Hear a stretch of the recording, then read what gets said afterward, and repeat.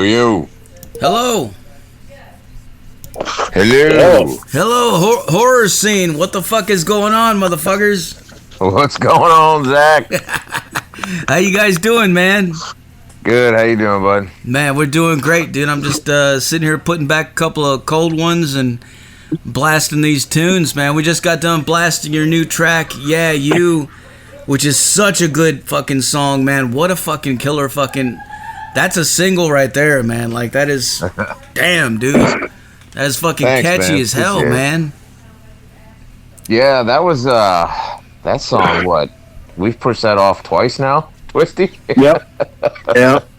Really? You put it off? Yeah, well... Just the timing wasn't right?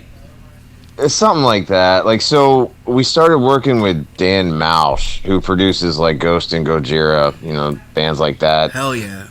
And when we started working with him, that was one of the first songs we sent him, and he really wanted to do it, but we wound up doing Welcome to Your Hell first.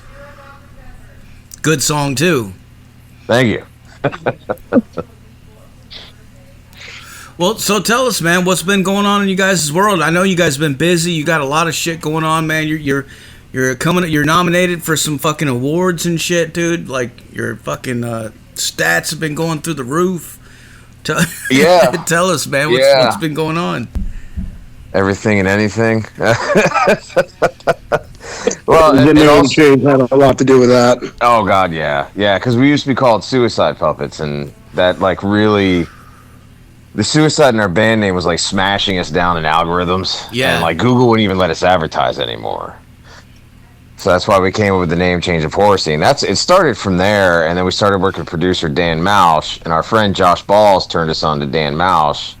And since we hit up Dan Mauch, now, of course, he opened up the door to a lot of his friends. So we've been working with a lot of the people that he, you know, works with alongside with different labels and whatnot, too. So it's been good for us. Like, especially with Welcome to Your Hell, like, that reached 16 on the Metal Contraband Top 50 Metal Charts, which is pretty awesome. Yes, hell yeah, dude. Hell yeah. Super congrats on that, man. That's fucking awesome, dude. Thank you. Thank you. Yeah, man. Yeah, the radio was new for us, so we weren't sure how that was going to go. It's going great. Yeah, no, the response was awesome, for sure. Hell yeah. Yeah. Suicide Puppets was a fucking tricky name, man. Like, goddamn, I'm not gonna lie, dude. Like, I was getting pinged all the fucking time every time I was posting shit about it. I'm like, fuck, man. Because, or when you would, when I would search for it, like on Facebook, when I would make a post about you guys and I would search for the name to tag you, it would always give me this fucking screen and it would be like, are you having issues? No, do you need to talk to somebody? Yeah. Like, God damn it, man. So whenever you said back when we made the name up, that wasn't an issue. Yeah. You know, society as a whole has changed, and you know, we had to go along with it. Yeah, it was a cool name, but I mean, Horror Scene is badass too. You know, I like it. It works. Yeah, we had a bunch of iterations for that. I think at one point we did have Horror Puppets on the shelf, but we had a big powwow with Dan Mauch and Josh Balls, and actually the other producer that we work with, AJ Larson. We all sat down. He's like, "Listen, we need to look at the names that we have and what looks best on a show poster, and we'll go from there." So we ultimately picked up Horror Scene. Which surprisingly has never been picked up by a band. That's good. Exactly. That's always a good thing. Especially like with the aesthetics and stuff that we personify. You know what I mean? Oh yeah, definitely, yeah, with the fucking with the costumes and everything. Oh yeah, with all the corpse paint and all that other stuff. Which is funny though, because a lot of people see us like and automatically think black metal.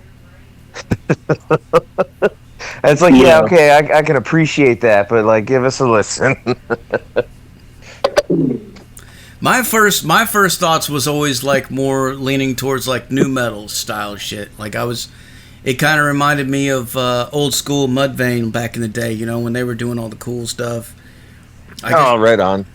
I mean, they still do actually, I think, but Yeah, that's kind of what it made me think about, but it's not really that. It's more of an industrial type thing, and it's more leaned into, but it also has like some punk aspects in there. Like there's a lot of different stuff actually in this music. It's not very it's really not that easy to kind of just pinpoint it into one category. Really, it's just good fucking music, man. That's what I think.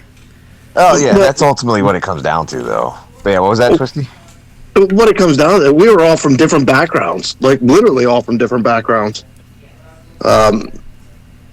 Johnny, he was more of the punk guy, and Steven was always into, like, for whatever reason, and I still don't know to this day, like the 80s hair metal. Hell yeah. I was the industrial aspect, and Dan was like, Pantera, and your real heavy. All the heavy stuff, yeah. Yeah. So we just kind of mixed it together, and that's what it is.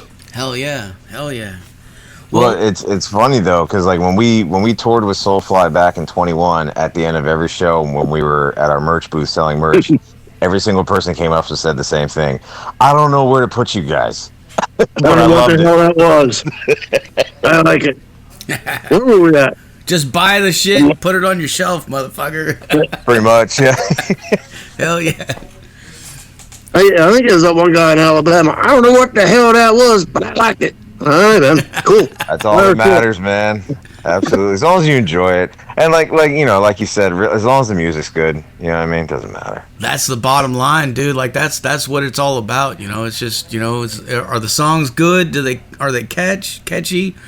And they are, man. These are radio fucking songs, dude. Like totally.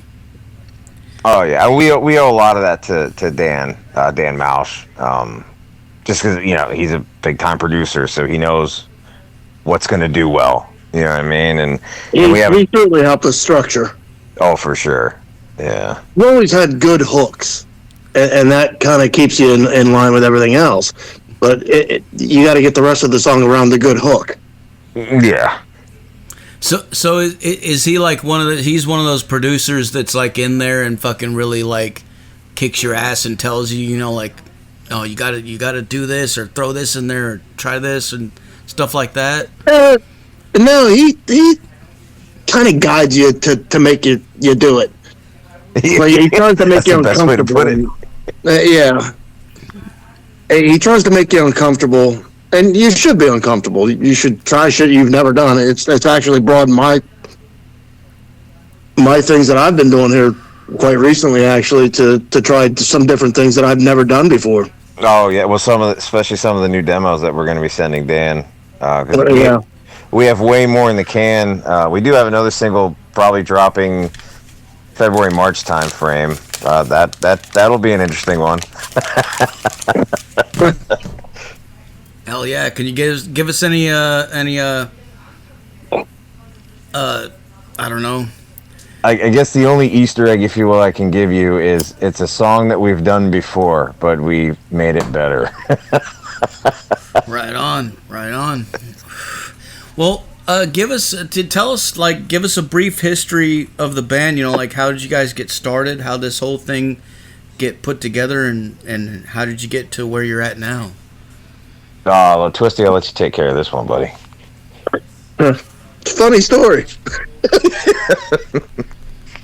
The actual people who started the band are no longer in the band. None of them? The original members are not here. They asked me to join up with them, and I'm like, all right, well, we need a bass player, so I called Johnny. And at the time, I was just playing guitar. I wasn't a vocalist. I just played guitar. But I had written a bunch of songs.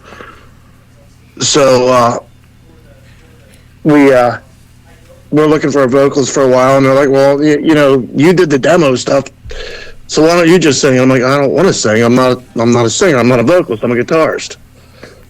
I've been playing guitar since I was 13. And eventually it turned into, we kind of moved those guys out because the band didn't exist without me and Johnny anyway.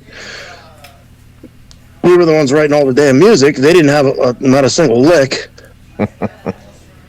and then we got rid of them. And, well, we didn't get rid of them. They voluntarily quit. Let's put it that way. And then we got a hold of Dan, I believe, from an ad. Correct? Yeah, it was 105.7 Under the Radar ad, musicians looking for musicians type of a thing. And then we got Layman for a little while, and I don't remember who came first. Was it Steven or Lame? I think Steven was in first. Steve was first, yeah. Yeah, Steven, and then we got a keyboardist, and he helped us out along the way. And we haven't had very many member changes over the years. But, things worked out the way they work out because that's how they're supposed to be. Yeah, absolutely. I think the group of guys that we have right now is probably one of the best groups we've had. Yeah, honestly, in my personal opinion. Everybody's very solid. Everybody's very talented. Hell yeah. The old and nobody has like a big ego or anything either, which is nice. No. The thing that works really well with this is we all know frequencies and we know when not to step in someone else's. That helps a lot. Those old members are going to hear this interview and they're going to get pissed. Don't care. I don't really give a rat's ass. Shouldn't have quit. No, I'm just kidding. Well, yeah, man. I mean, what you guys are doing is great, man. I mean, it's fucking. It sounds phenomenal, dude. And you've got a lot of stuff going on. I know that you're in a bunch of soundtracks and stuff for some different films. You want to talk about that? Oh yeah, it's. I think we're up to like 9 or 10 films at this point. It all started with our which EP was it? Beyond the Veil.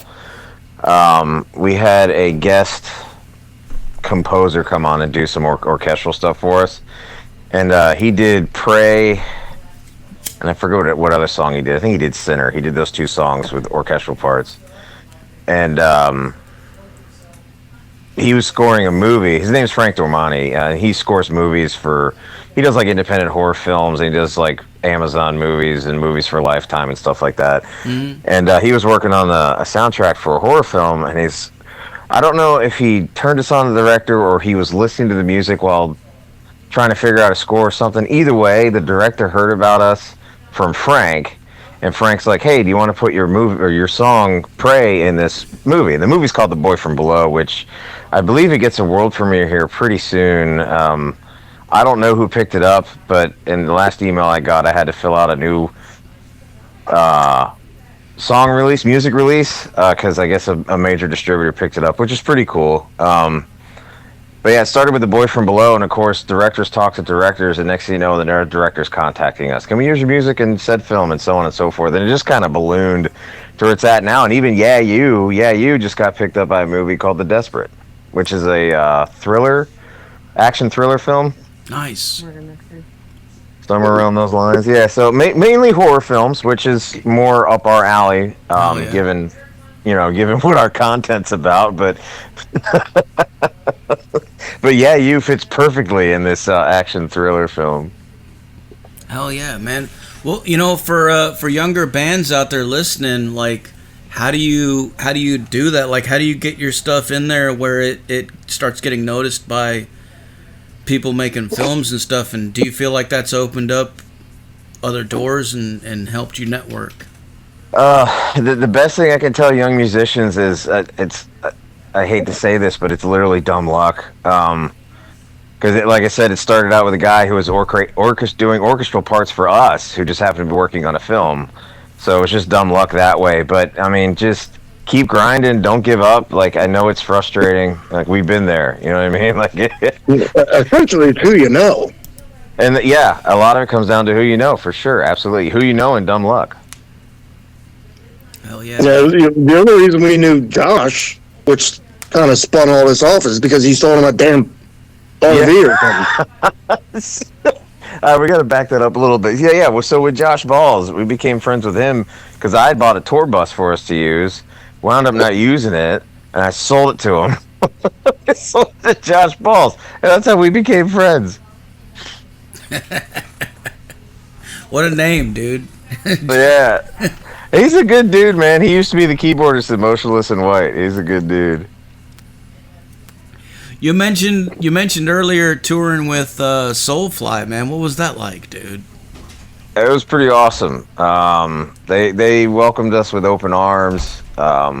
Gloria is the sweetest lady I've ever met in my life. She was basically our tour mom, Max's wife.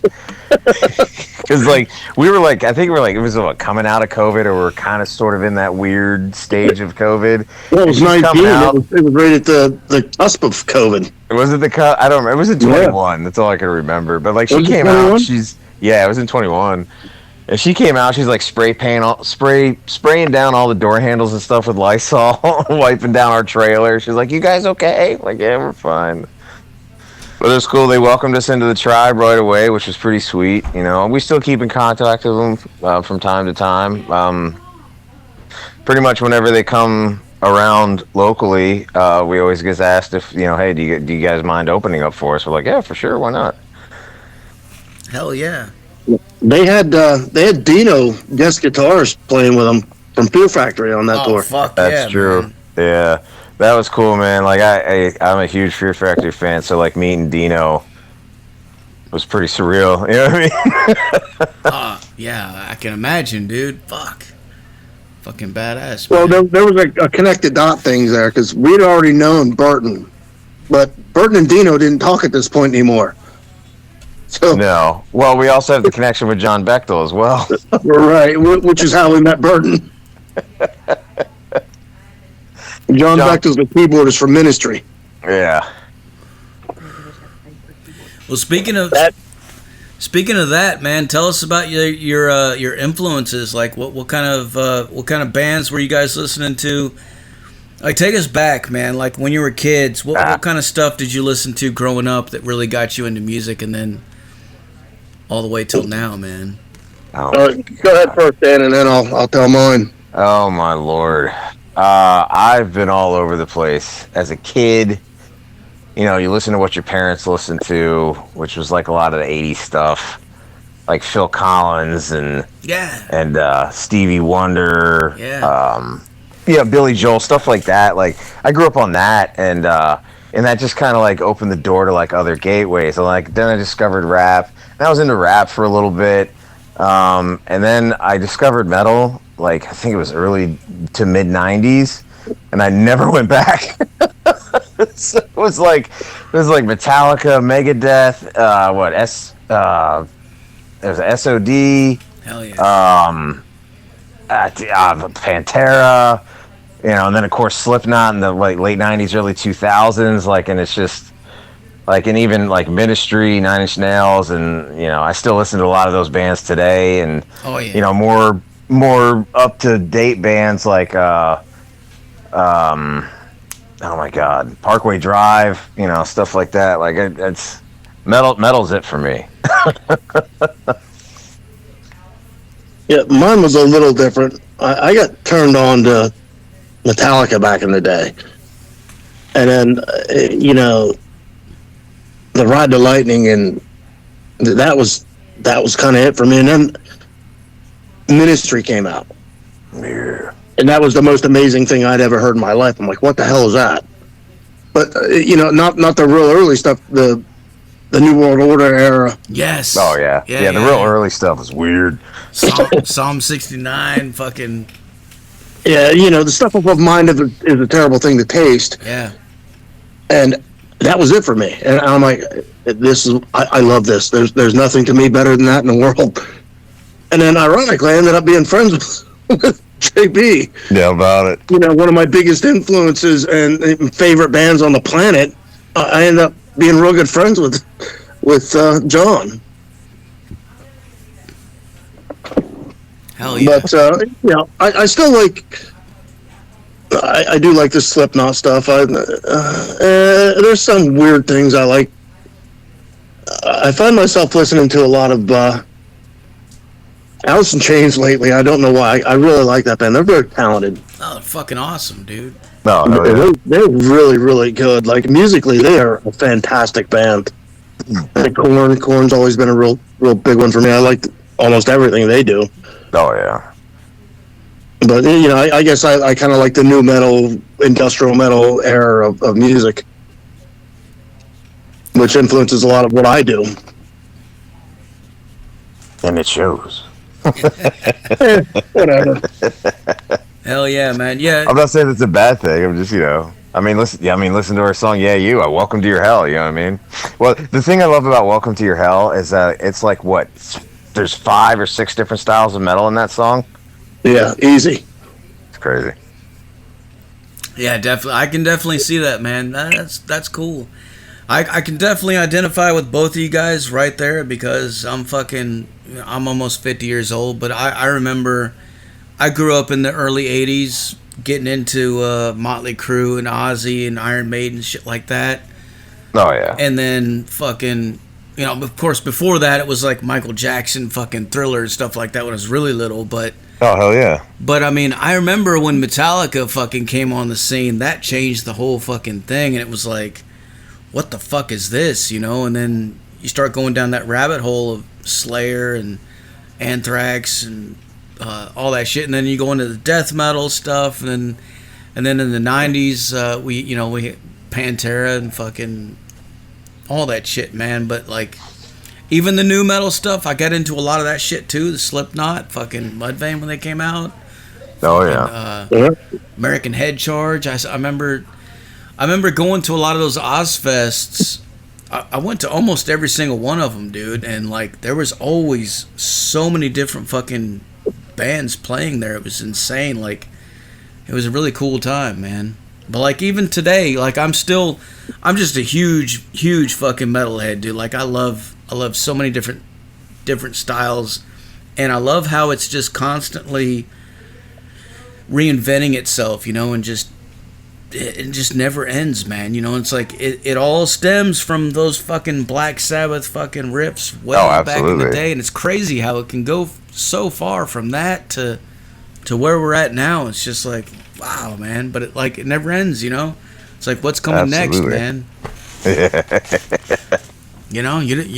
It's crazy, man. You don't know what's gonna come out tomorrow, dude. And like these kids, no, hell no. These kids today, man, they're doing wild shit, man. It's like, what the fuck? Well, what the hell is that guy's name? Kim Dracula. You ever see any of his stuff? Yeah, dude. That dude's crazy. That dude's man. Wild. Yeah. I love it. All the theatrics and all the videos too, like the production of right. Yeah, just the 35 different styles in one video. You're like, what the hell's going on?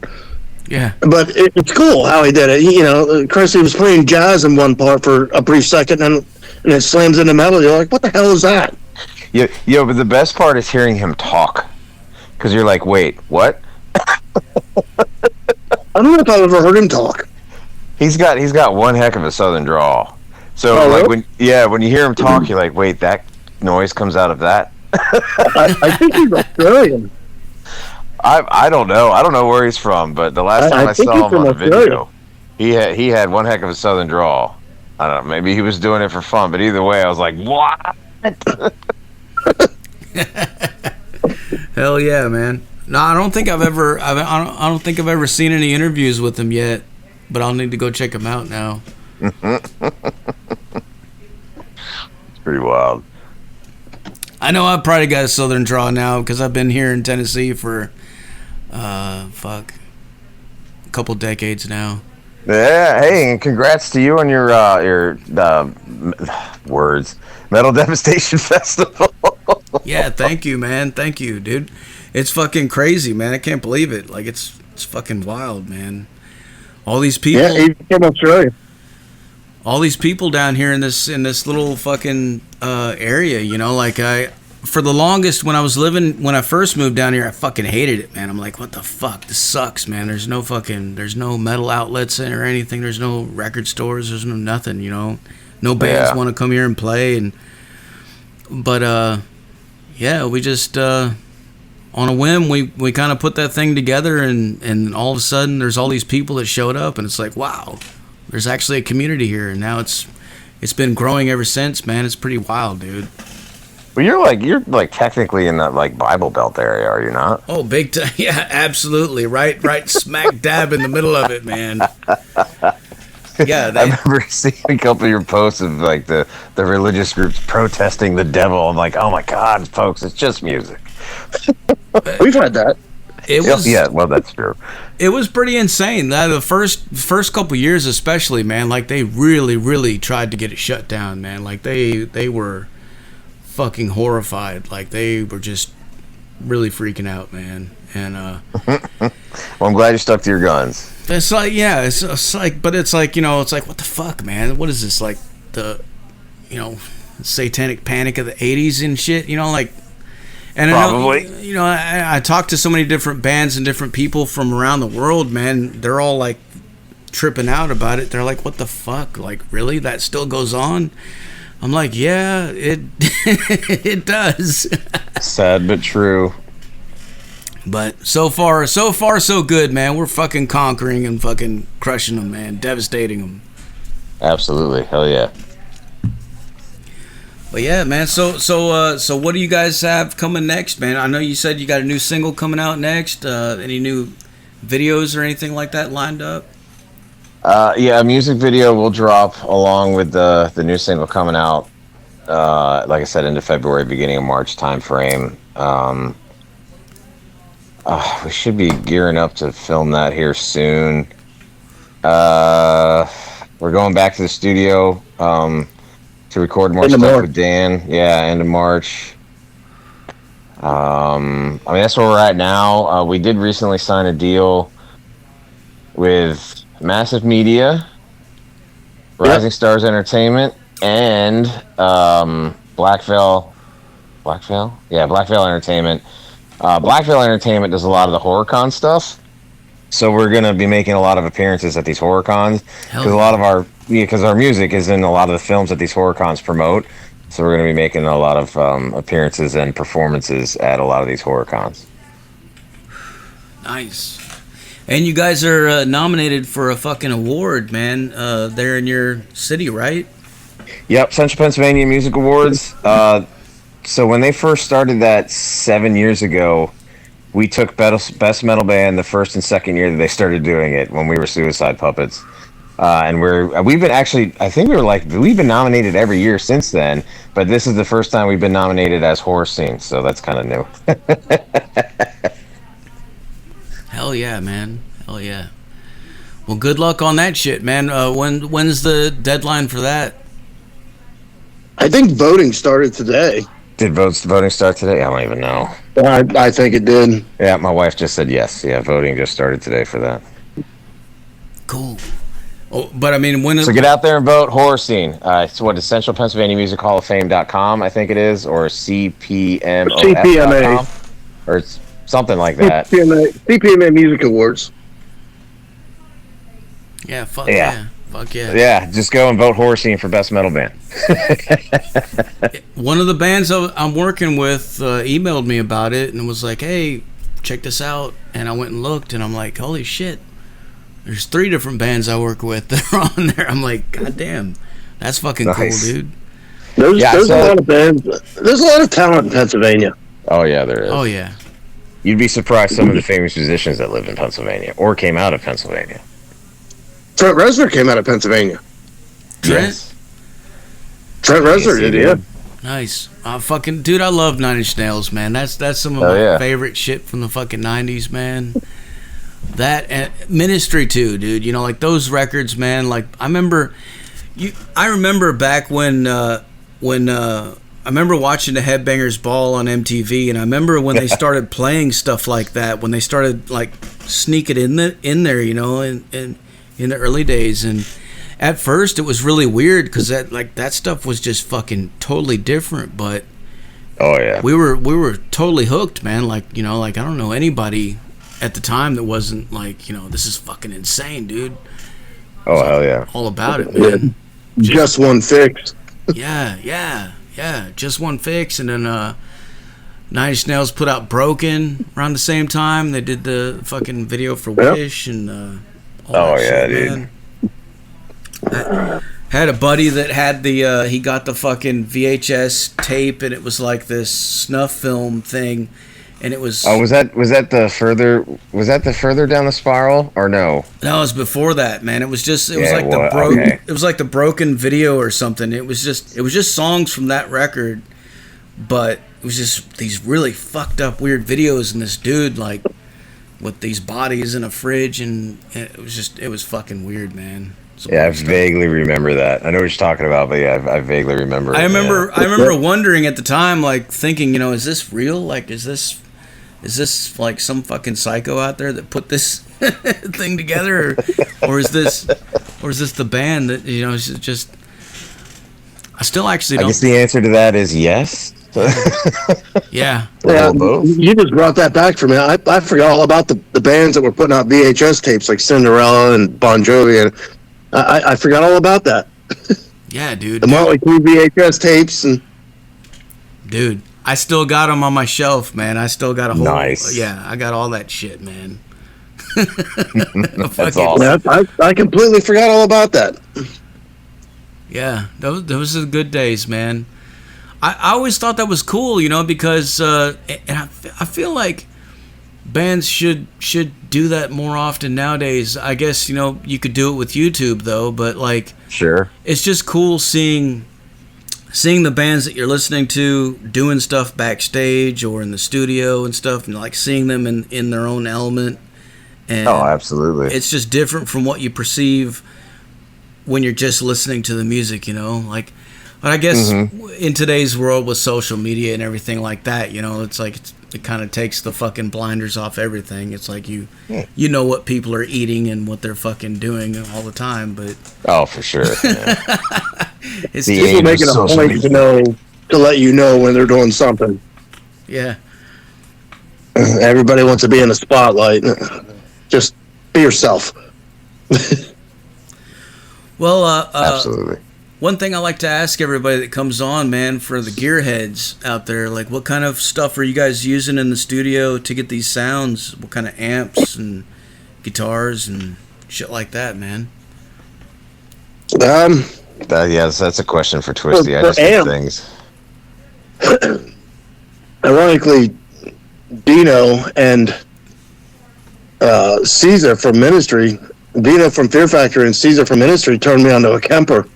And I turned the rest of the guys on to Kempers, and that's it for everyone. They're like, nope, this is it. Yeah, you don't need anything else. That's all you need, the Kemper. But as far as like when we sit down and write, our guitar sounds are definitely coming from the Kempers. And then, we got our keyboards and things like that we kind of do. But, we all backtrack that kind of stuff because none of us want to do that live. That's stupid. Plus, finding a keyboardist is like finding a needle in the haystack. Yeah. Well, finding the right keyboardist is finding a needle in a haystack. That's not something easy to do. I know we've asked Josh a couple of times. He keeps saying no. Yeah, it's pretty amazing how technology, how far it's come, dude, that you can use stuff like that now and capture the sound of whatever amp that you want, and just play it, and be able to take it, especially like going on the road, tube amps are great and everything, but going out on the road, carrying stuff, show to show, I totally understand, man. Like, it just makes more sense. Well, I've never met a professional band that didn't use a Kemper, ever. Every band we know uses Kempers. Yeah, it's wild. Because, if you want the sound of any amp you pick, you can just get it. Or you can mock it off of one, you know what I mean? Because that's what those amps do. That's what these Kempers do. I can plug my Kemper into any amp and mock the sound and put it into my amp. Mm-hmm. Yeah. So, it's literally when I pull up my my program, I have 25,000 amps I can pick from.